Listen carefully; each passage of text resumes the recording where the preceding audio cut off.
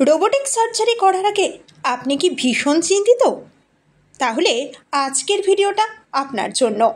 Myth ভাঙুন, real ফ্যাক্টটাকেই জানুন। Robotic surgery মানে কি রোবট নিজে অপারেশন করে? একেবারে নয়। চিকিৎসক নিজে কনসোল ব্যবহার করে রোবোটিক সিস্টেমকে নিয়ন্ত্রণ করেন।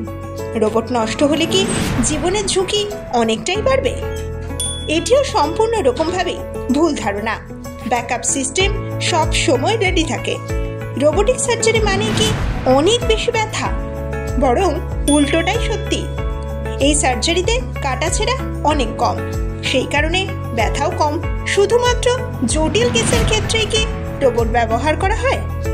না, অনেক সাধারণ গাইনোকোলজিক সার্জারিতেও এটি সম্পূর্ণ রকমভাবেই সফল। রোবোটিক সার্জারির পর মা হওয়া কি কঠিন? মোটেও নয়। এতে টিস্যু কম ক্ষতিগ্রস্ত হয়, ভবিষ্যতে গর্ভধারণও অনেকটাই নিরাপদ। এইরকম আরও নতুন নতুন তথ্য জানতে অবশ্যই ফলো করুন আমাদের ইউটিউব চ্যানেল।